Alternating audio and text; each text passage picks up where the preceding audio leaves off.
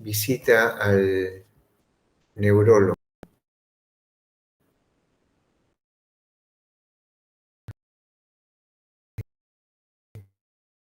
conocido como dolor de cabeza, o a veces como algunos manifiestan de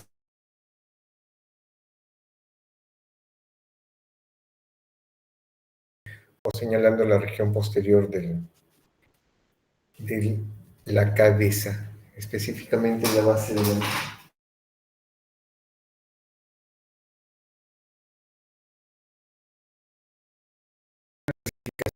internacional de cefaleas. Hay más de 110 cefaleas, en la cual vamos a encontrar cefaleas del tipo primaria o cefaleas del tipo secundario. Entonces, cefalea, dolor de cabeza. Afecta a cualquier estructura de la cabeza. Todas las personas en algún momento de su vida han tenido algún cuadro de cefalea. Es la primera causa y motivo de consulta en neurología. Por lo general es un síntoma benigno en algunos casos y corresponde a algunas enfermedades leves y en otros casos a enfermedades mucho más complicadas como meningitis, presencia de un proceso expansivo, hipertensión arterial, hemorragias subarachnoideas, cuadros de arteritis de la temporal, por citar algunas de mayor complejidad. La cefalea representa en sí misma la enfermedad del paciente. Ejemplo, las cefaleas primarias. ¿Por qué viene cefalea? Entonces, como manifestaba, es la enfermedad, pero en otros casos es como parte de una enfermedad sistémica. Por ejemplo, algo muy general como un proceso gripal, fiebre, malestar general, dolor de cabeza. Hasta en la propaganda lo dice, lo trae. Entonces, hay que tener en cuenta, o como parte de algún proceso mucho más complicado, como los que vimos, algún proceso expansivo tumoral que esté produciendo el cuadro de cefalea y, ¿por qué no?, quizá algún cuadro hasta de focalización. Dentro de lo que son las clasificaciones de cefaleas, pues tenemos entre las cefaleas primarias a migraña, cefalea tensional, cefalea autonómica y otras cefaleas primarias como incluso por actividad sexual. En lo que son las cefaleas secundarias, tenemos a causa traumática, a causa vascular, por un trastorno intracerebral como el crecimiento de algún tumor, por ejemplo. Cefalea por administración o supresión de algún medicamento. Algo anecdótico es, por ejemplo, el uso de tramadol. Si bien es cierto, se usa para el dolor, pero también puede producir cuadros de cefalea.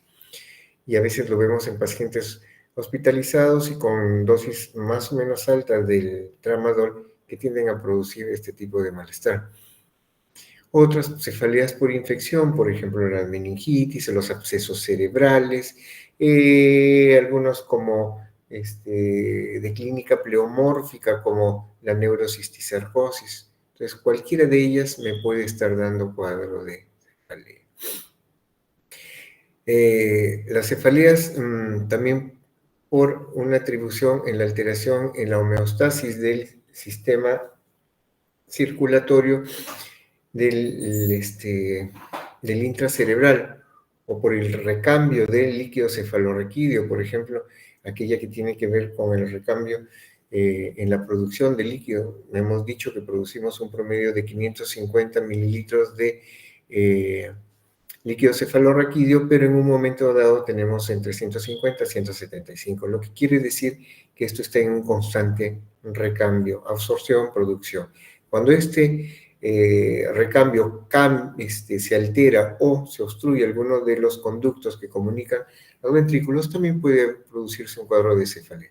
El mejor ejemplo es por las hidrocefalias, pacientes que vienen con cuadros de cefalea. Cefalea o dolor facial por otras estructuras de la cabeza y cefalea por trastornos psiquiátricos, cuadros ansiosos o cuadros depresivos me pueden cursar con cefaleas también.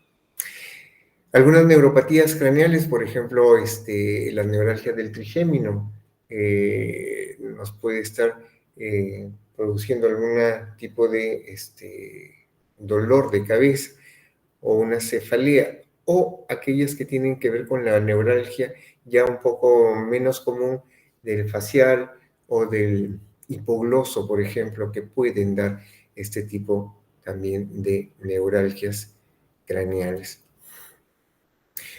Dentro de lo que son las más frecuentes, pues la tensional es la más frecuente de todas las halladas. Cefalea de curso crónico, a veces fluctuante, seguida de migraña en un 16%, ya sea las cefaleas en racimos o clúster, menos del 1%, y aquellas que se refieren a cuadros de, o por un tema de ejercicio, un 1%. Acá están incluso aquellas que tienen que ver con la actividad sexual.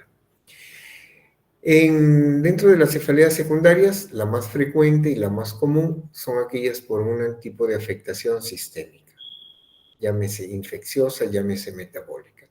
En menor frecuencia, las traumáticas, y le siguen las de trastorno vascular, y entre ellas, sobre todo, la que corresponde a las cefaleas por hemorragia subaranoidea, que representan casi el 1% de todas las cefaleas secundarias. No es poca cosa, teniendo en cuenta que la hemorragia subaranoidea está dentro del 20 a 15% de las enfermedades cerebrovasculares hemorrágicas.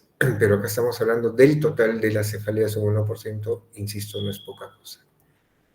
Entonces, la fisiopatología de las cefaleas es afectación por irritación del parénquima cerebral, que muchas veces no es directamente por el parénquima, sino por las estructuras que lo cubren, por ejemplo, las meninges que tienen terminaciones, y esto puede producir dolor, o también por afectación de estructuras que están dentro del parénquima. Por ejemplo, tenemos por tracción, dilatación o inflamación de arterias intracraneales, o aquellas que tienen que ver con su localización fuera del cráneo. La segunda es por tracción o desplazamiento de las venas intracraneales, compresión o tracción o inflamación de nervios craneales o espinales, espasmos de músculos cervicales, lo que vemos muchas veces cuando vamos a la consulta, y ahí la búsqueda de los puntos de Arnold a nivel de la localización posterior de base de cráneo.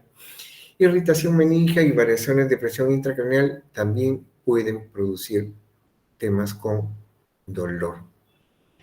El diagnóstico va más con relación a una buena anamnesis.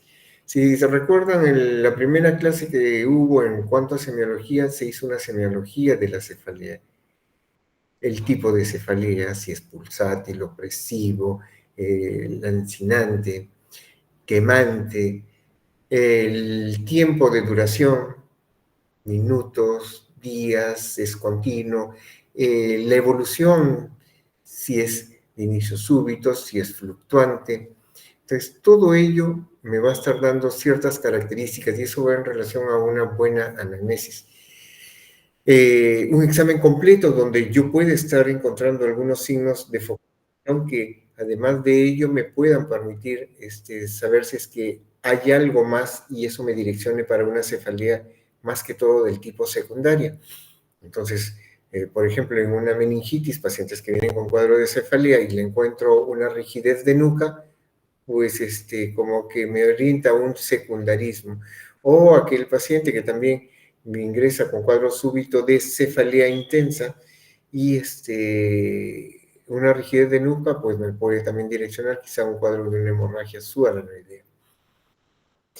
En conclusión, una buena anamnesis y una buena semiología del dolor de cabeza o de la cefalea en sí me va a permitir orientarme en una posibilidad diagnóstica en relación al cuadro que estoy teniendo, más que solicitar en algunos casos imágenes como tomografía o resonancia, que en muchos de los casos, si no es el 100% de casos, en las primarias no vamos a encontrar nada, y eso no significa que el paciente no tenga un diagnóstico.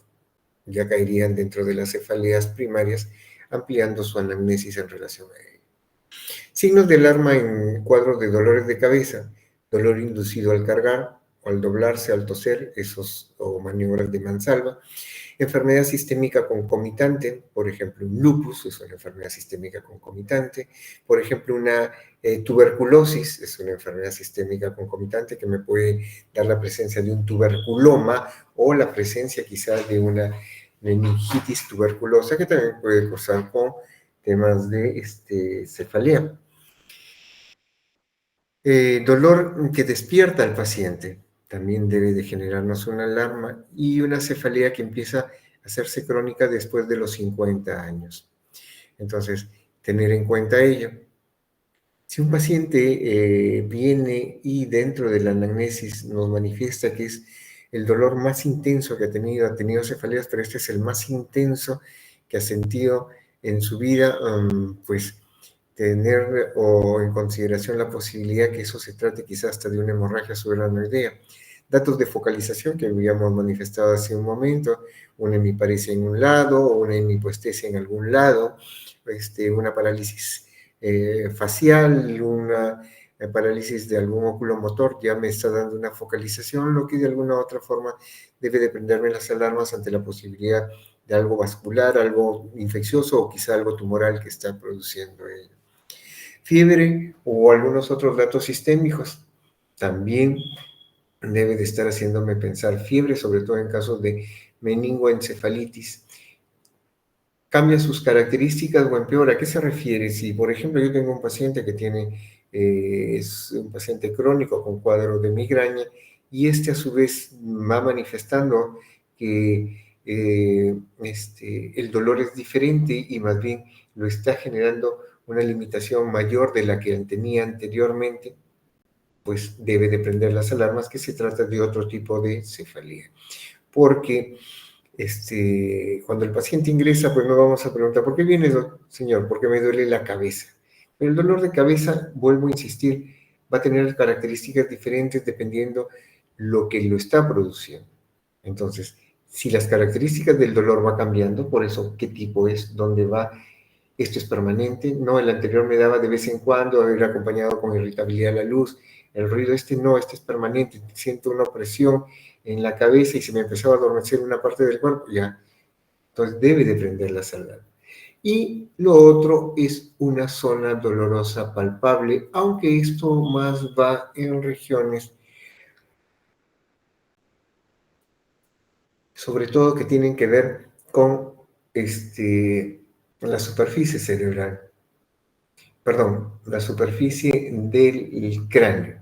Ya acá puedo tener algún tumor que esté pegado al cráneo que no necesariamente tenga que o toque el cerebro.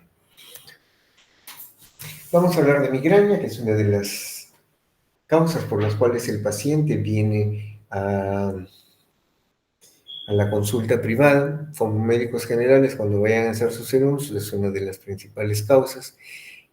Más o menos la proporción es 2 a 3 mujeres por un hombre que le pueda dar. No es exclusividad de las mujeres, al hombre también le puede dar. Entonces, por eso es que la teoría que en algún momento proponía que la migraña se debe a causas hormonales por cambios en las fluctuaciones tanto de estrógenos y progestágenos, como que no abarca todas las posibilidades porque, bueno, en los hombres las proporciones son diferentes. Entonces, es un síndrome benigno y repetitivo de cefalea acompañado de otras manifestaciones de disfunción neurológica en combinaciones diversas. Hay crisis de migraña con y sin aura. ¿A qué se quiere referir a que haya con o sin aura? Si previamente al inicio del ciclo está precedida por algunos eventos sensoriales o algunos eventos vegetativos, como por ejemplo sensación de náusea, sensación de llenura, un ruido previo al inicio del sonido, lo más clásico, ver lucecitas o que la vista se empañe. Entonces a eso nos referimos con auras. Entonces, criterios para definir una migraña es un dolor de cabeza que dura entre 4 a 72 horas con exploración física normal. No encontramos signos de focalización, sin otra causa razonable del dolor.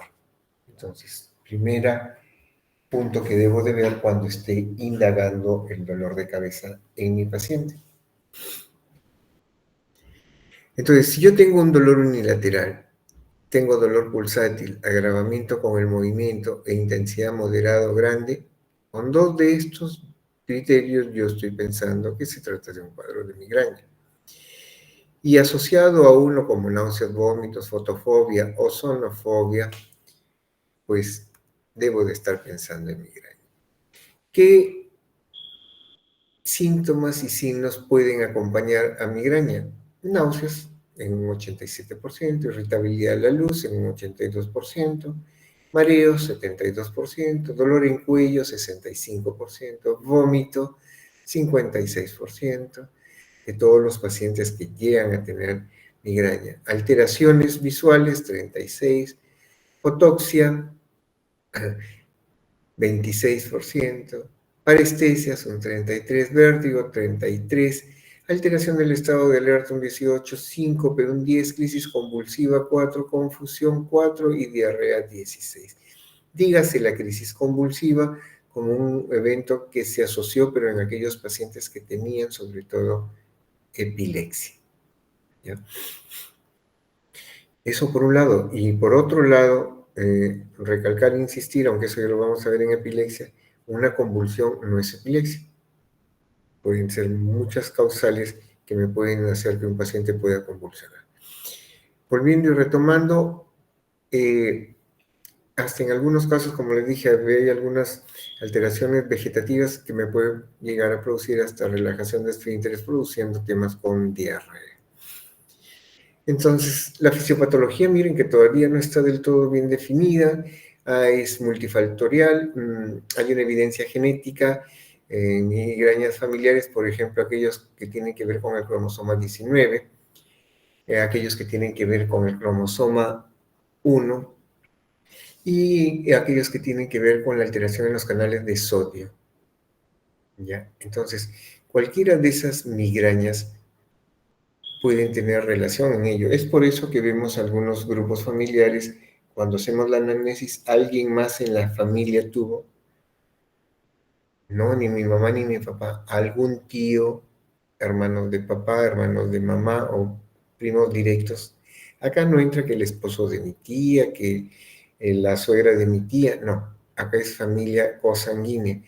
Entonces, nos vamos a poder dar cuenta de que sí, hay un familiar previamente que tuvo este tipo de alteración. En la teoría vascular, pues se habla que hay un tema con vasodilatación y cuando hay la vasoconstricción es donde el momento en el cual se produce el aura. Ahora, la vasodilatación se toma como un epifenómeno material restaurante de la inestabilidad del sistema neurovascular. Y acá lo que vamos a estar viendo es, más que todo, la teoría del sistema trigémino vascular, donde por inervación de los vasos sanguíneos, estos tienden a producir tanto contracción o dilatación de la basa.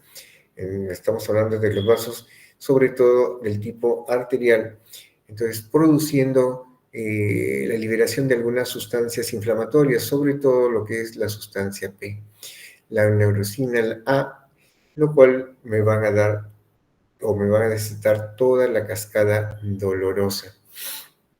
Entonces, existen también, se ha demostrado que entran a tallar algunos otros neurotransmisores como el 5-hidroxitriptamina, la dopamina, el calcitonin G, que de alguna u otra forma también van a haber afectado el tema de la conducción. Por eso es que en algunos pacientes muchas veces tenemos alguna sintomatología asociada como parestesias de corta duración o el tema con la fotoxias o escotomas luminosos.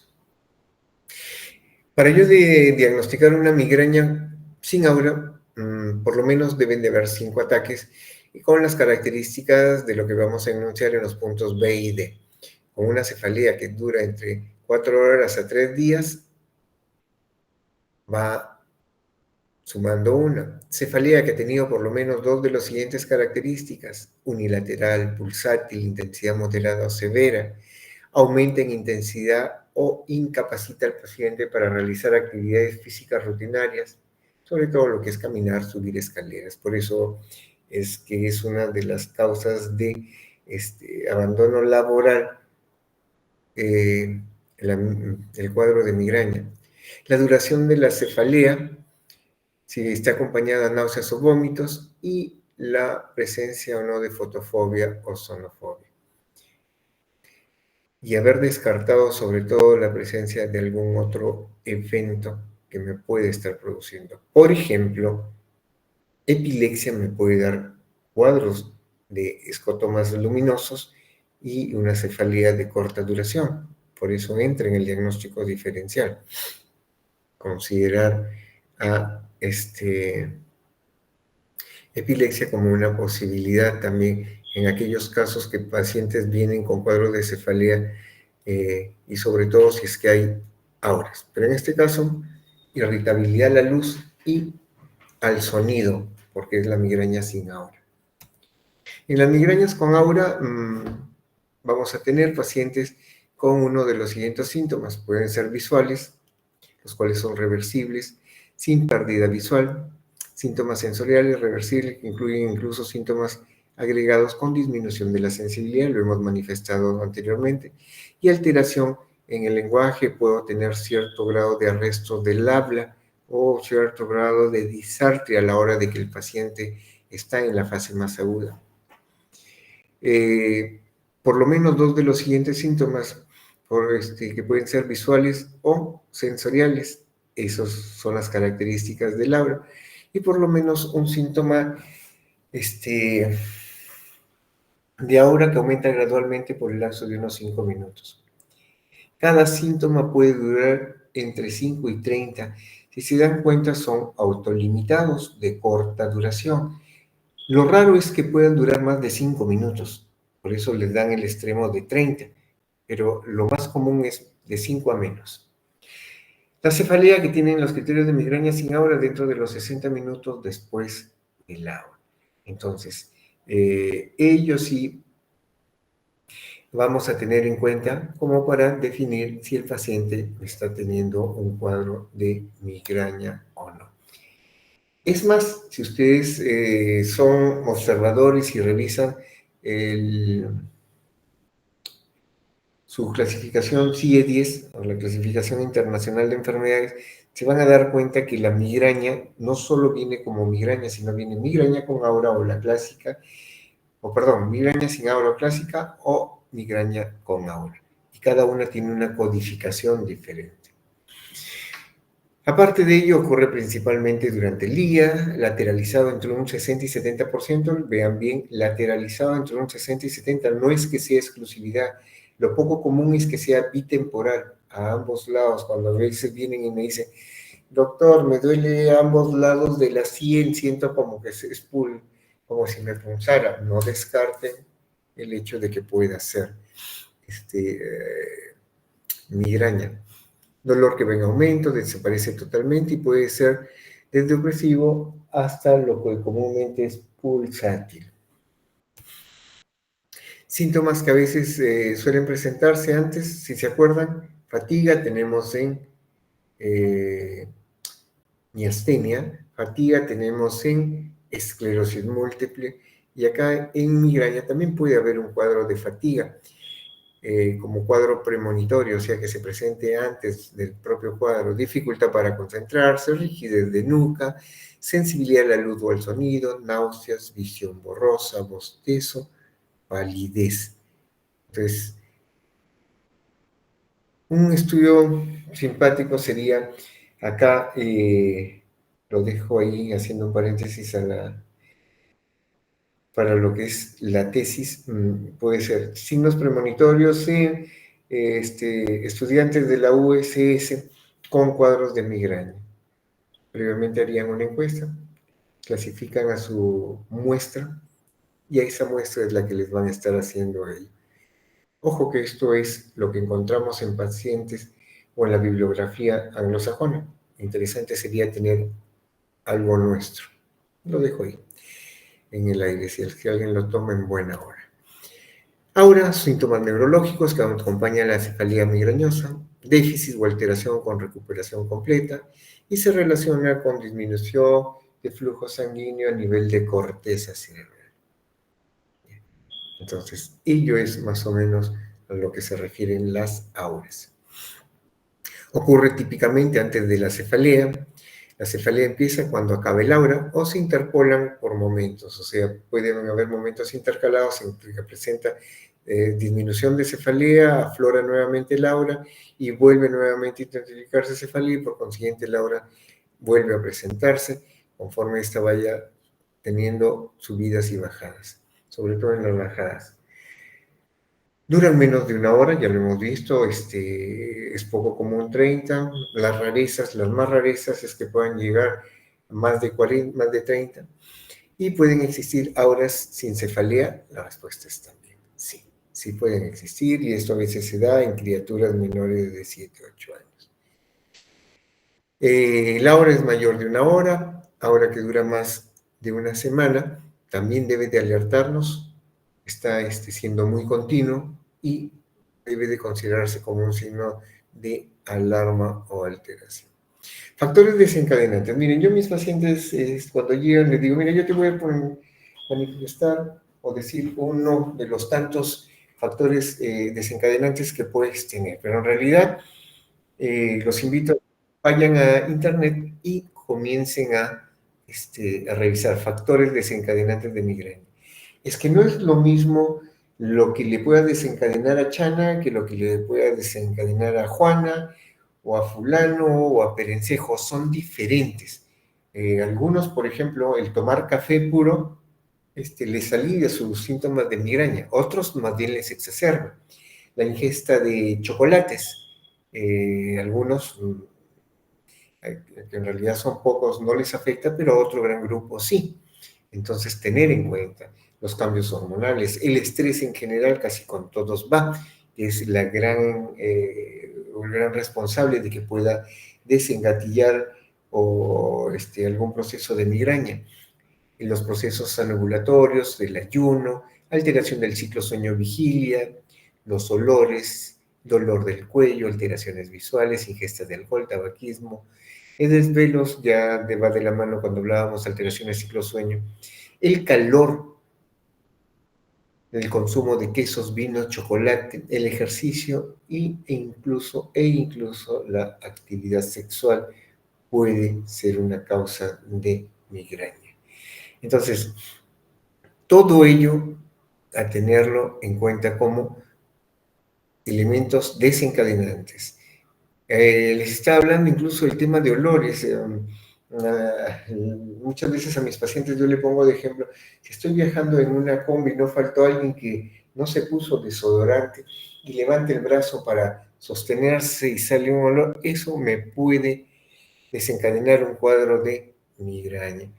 O algunos olores como el combustible o algunos otros más irritantes como uso de thinner, entre otros.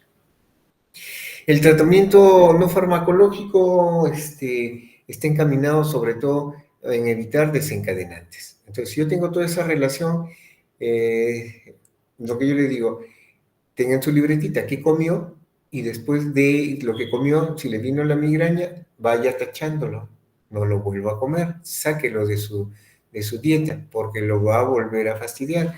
Una dieta sana, sobre todo evitando la comida del tipo, esta chatarra o muchas frituras, va a ayudar el ejercicio regular, sueño reparador regular, evitar consumo excesivo de cafeína y alcohol, evitar cambios agudos en los niveles de estrés. La verdad que es un poco difícil, uno puede estar diciéndole al paciente, no tengas estrés, cuando quizá en la casa llego y está la esposa que está controlando dónde has estado, por qué vienes.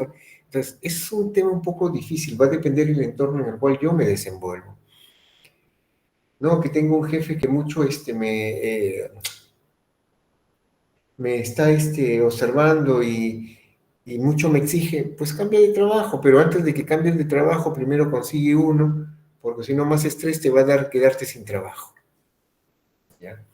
Entonces, ello, por ejemplo, o el hecho de dar un examen también me puede generar estrés, aunque con ustedes no hay problema, porque ustedes sacan puro 20, así es que ustedes son muchachos aplicados.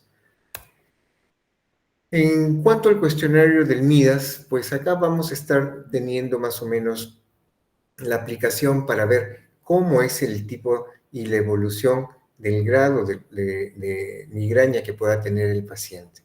Eso se va haciendo una encuesta a través de la cual voy sacando este, a- determinado puntaje y en cuanto a ese puntaje es el grado de discapacidad que me tiende a producir el dolor de cabeza.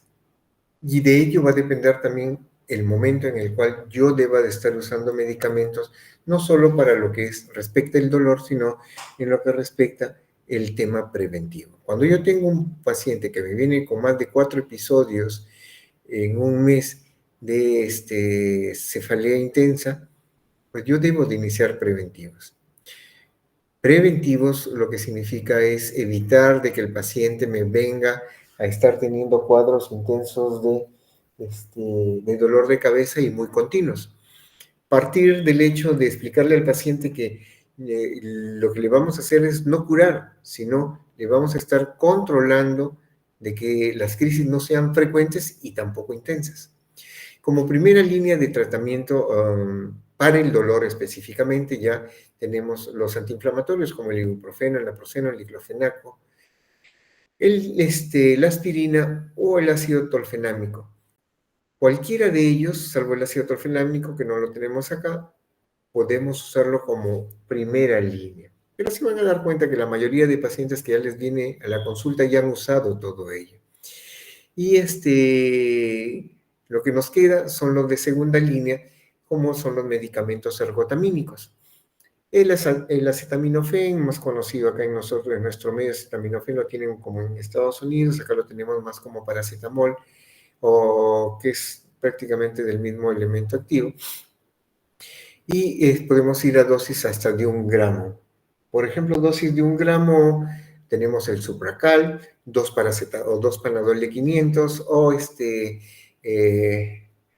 Paratex, que es otro tipo de, otra marca de paracetamol de 1 gramo.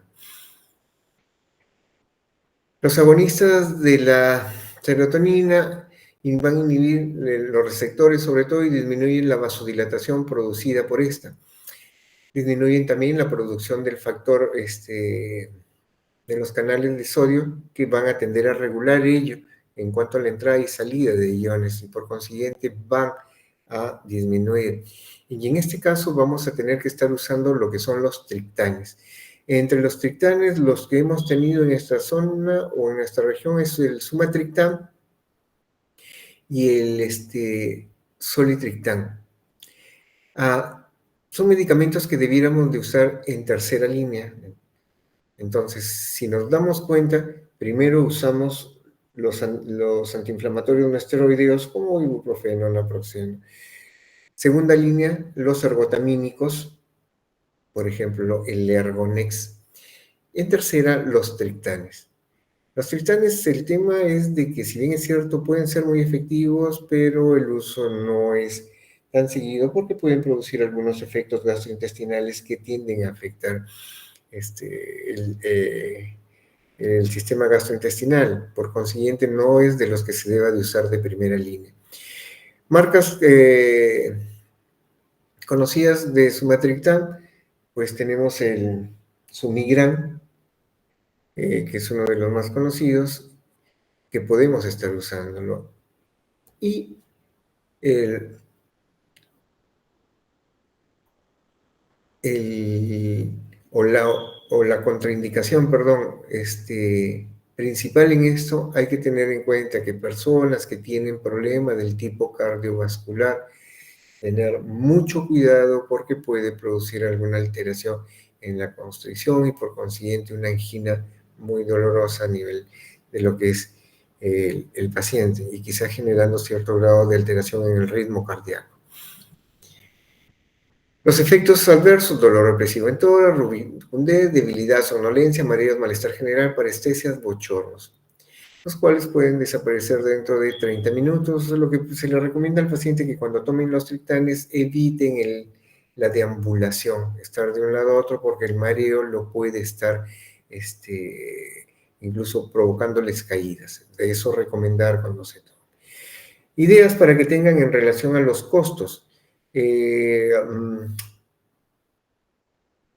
Los antiinflamatorios, promedio $1 en costos.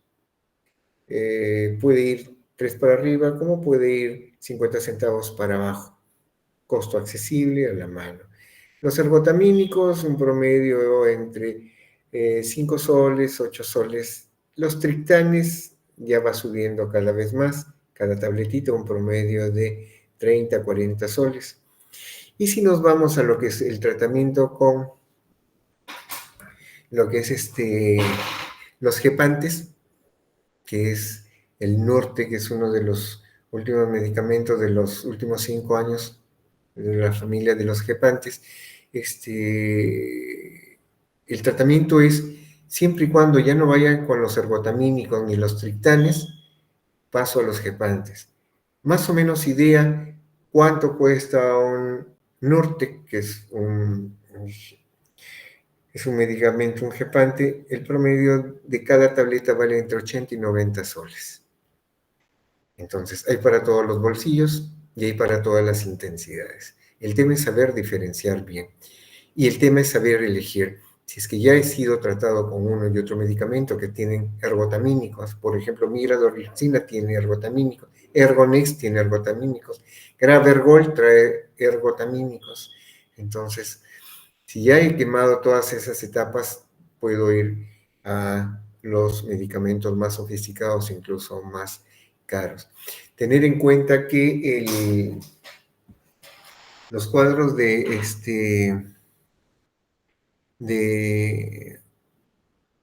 migraña muchas veces me pueden estar en relación a lo que es la presentación, que no hemos dicho. La presentación puede ser tan temprano, entre los 7 y 10 años, como el promedio general entre los 13 y 18 años de edad. Generalmente se presenta en personas jóvenes, no en personas mayores de 40, 50. No, eso no es correcto. Sería, bueno, en medicina no hay nada absoluto, sería algo muy raro. Generalmente el periodo de inicio es desde esa edad. Y el tratamiento, pues, va a ir conforme la evolución del cuadro vaya dándose. A mayor edad, mayor compromiso, mayor estrés, y por consiguiente puede ir variando la resistencia al medicamento que puede recibir el paciente. En los inicios, hasta con ir a descansar, a dormir, la cefalea pasa, pero en otros casos no. Entonces, el tratamiento profiláctico es, como les manifesté en un inicio, en aquellos pacientes en los cuales las crisis son muy continuas, y se reserva para aquellos pacientes en los cuales ya le está generando una limitación, incluso hasta funcional. ¿Qué medicamentos tenemos entre ellos? El propranolol. Al propranolol lo han visto en tratamiento para temblor esencial. El propranolol lo han visto para problemas cardíacos. Pero el propranolol también es usado como preventivo de migraña. Y en este caso, las dosis pueden ir entre 40 y 120 miligramos cada 12 horas, teniendo en cuenta y siempre orientando al paciente que si tuviera algún cuadro de angina o dolor precordial, a informar a su paciente y suspender el tratamiento. Efectos secundarios: fatiga, hipotensión postural y bradicardia. Otros, como los antidepresivos tricíclicos como amitriptilina o nortriptilina, también pueden ser usados en dosis generalmente de 25 miligramos por las noches. El tiempo de duración más o menos del tratamiento preventivo puede ir en el lapso entre 3 a 4 meses de administración.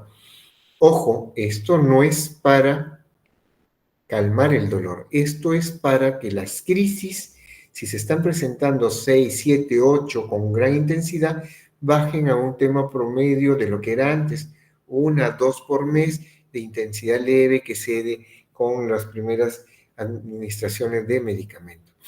Y un paréntesis acá antes de que se me olvide, cuando yo doy el tratamiento, sea mitriptilina, perdón, sea ergotamínicos, triptanes, gepantes, o si responden bien con los antiinflamatorios, es mientras el dolor esté. Se fue el dolor, suspendí el tratamiento. Muchas personas con la primera dosis paran. Segunda recomendación, que mientras el paciente tenga migraña, se le recomienda de que lleven sus bolsos. ¿A qué me refiero?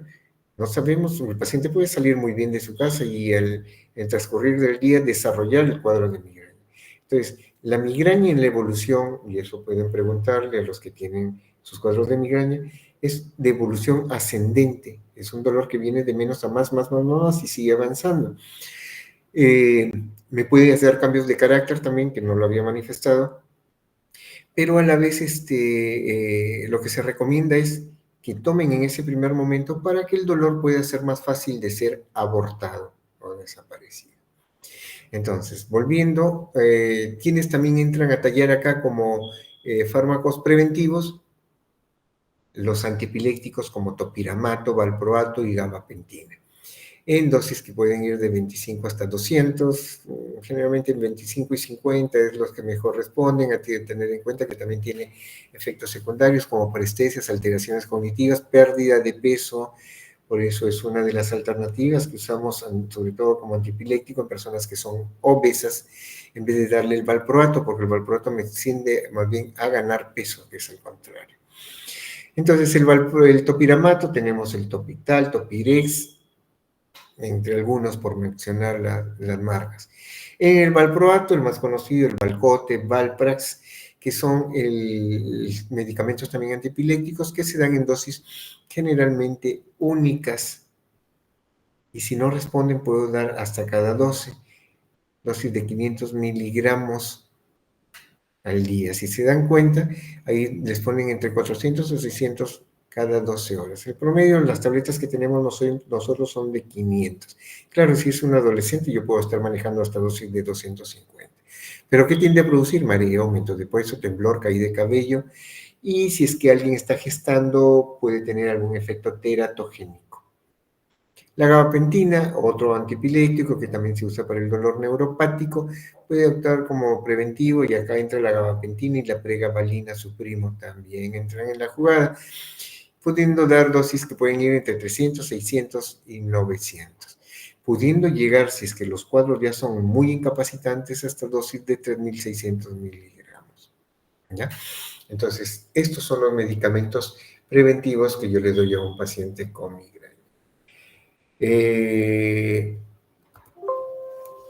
Lean lo que son las cefaleas tensionales, cuya característica es dolor opresivo, dolor que tiene que ver con localización holocraneal, no tiene auras y generalmente se relaciona también con desencadenantes como la presión. En este caso, el tratamiento es con antiinflamatorios y muchas veces relajantes musculares.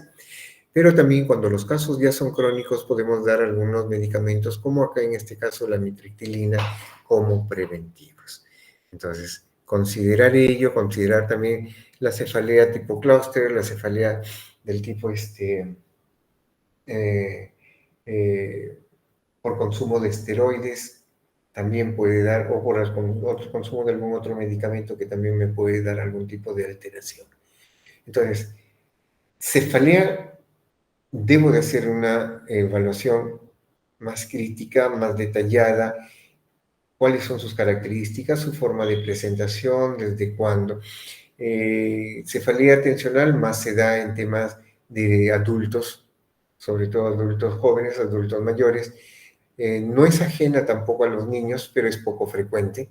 ¿Ya? A diferencia de migraña, tiende a presentarse más después de los 20 o 30 años, pero puede los grupos más jóvenes, vuelvo a insistir, sí presentan. Las características, opresiva. El otro es tipo más pulsátil. acompañados de auras, irritabilidad a la luz y el sonido que lo va a diferenciar de alguna otra forma de migraña, que es una de las cefaleas crónicas. ¿Alguna pregunta?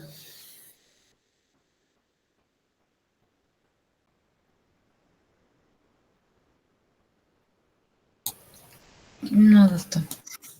Bueno, entonces migraña y las cefaleas está claro. Y en aquellas cefaleas que tienen que ver con un inicio secundario, considerar la posibilidad de ayudas diagnósticas. Si pienso que puede ser algo expansivo o algo secundario, recuerden, es con contraste. ¿Ya? Inflamatorio, infeccioso, neoplásico, la posibilidad de que sea con contraste. Muy bien, bueno, ya que no hay preguntas, lo dejamos ahí. Coordino con su delegado, va a hacer la clase del próximo martes, si se adelanta o no, o caso contrario, lo hacemos el mismo día martes y ya quedaríamos expeditos para el último examen, que sería la 8ª semana, si mal no me equivoco, que sería para el 22 de mayo, perdón, de julio, ¿ya? Muy bien, buenas noches, jóvenes. Gracias, doctor.